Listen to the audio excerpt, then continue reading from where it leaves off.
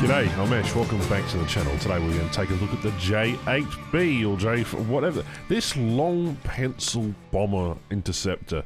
It's got two missile loadouts. It is utterly horrible. On the dev server, this thing had interesting missiles. It had the Pythons, the PL-8, or whatever they were called.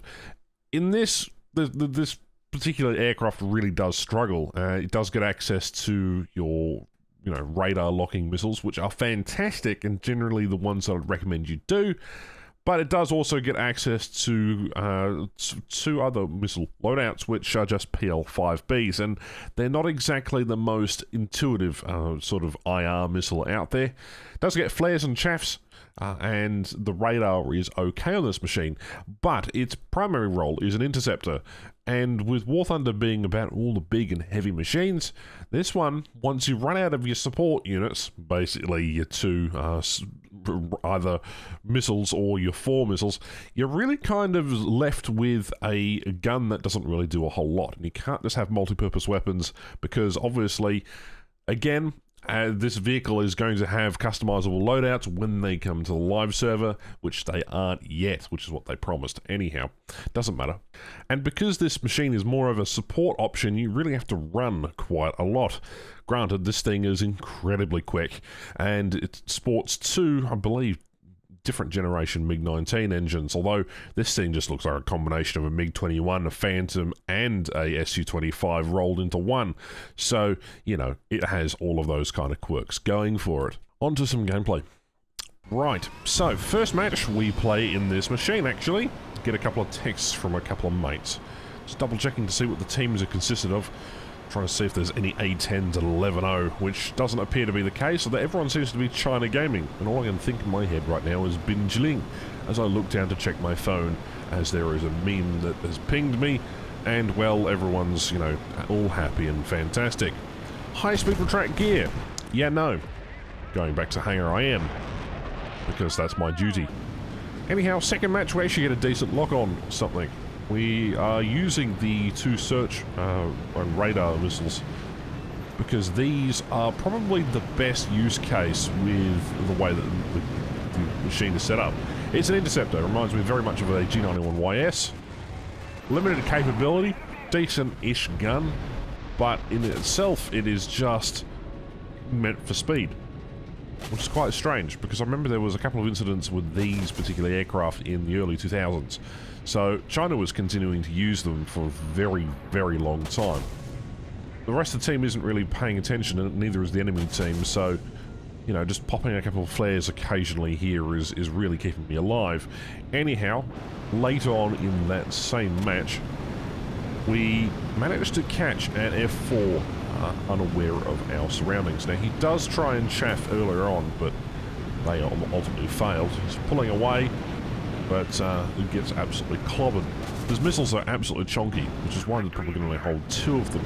I wish this thing could carry more than just two of these, because then it'd be somewhat useful. And anyway, classic textbook pull away, and watch as the enemy gets completely, utterly gobsmacked. And again, you now have an option. You can either go back to base, rearm, or you can go back into the fight, which isn't really a viable option when everyone else has more missiles than you. Anyhow, jumping into the next match.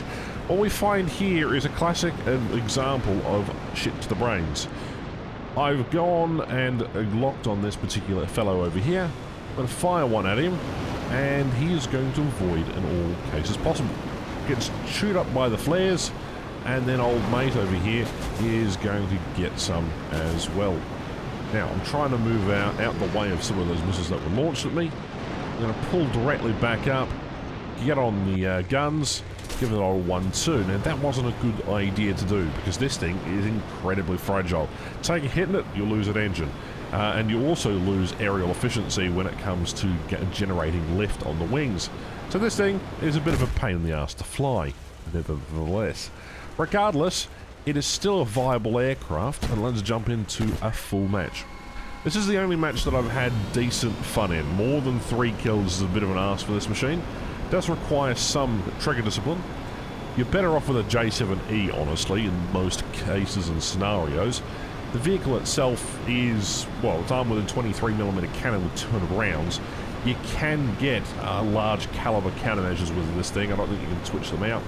But other than that, you only have access to the PL-5Bs and then the Aspide air-to-air missiles, which are of the SARH category, with a lock range of 30 kilometers, launch range of 80 kilometers, maximum speed of 5.0 Mach, 35G overload, and you know, its explosive weight of about 10.24 kilograms. So, you know, it's probably the best missile you can get.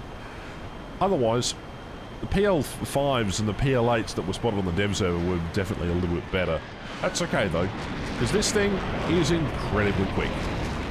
2,298 kilometers an hour, about 12,000 meters. So, yeah, it's pretty good. Takeoff run's about 750 meters, and that's really all there is to say about flight performance. It does get air brakes, it doesn't get an arrestor hook, but it does get a funny, interesting tail which folds down, as well as a chute for landing. Now, here I am just cruising along. We're not even in afterburner. This thing tends to reach its top speed quite quickly, so it's very, very fun to fly. But it is also a pain to fly. Like, I was generally excited for this machine over the A10, and, well, I did better in the A10, probably because it's at a lower battle rating, and this thing is at a higher battle rating where you're facing things like MiG-23s, MiG-27s, and a lot of Phantoms. Having spent a lot of time with this machine recently, I can tell you this much, it's not competitive. It doesn't have a decent grip on reality. A lot of times you get out-missiled, you get outgunned, you obviously get out-flared in some cases.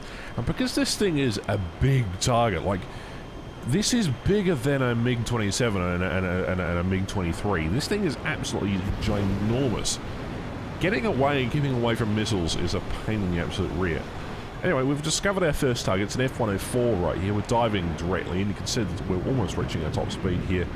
Things will start shaking up very soon. I'm trying to get a radar lock. Sometimes the radar works, sometimes it doesn't.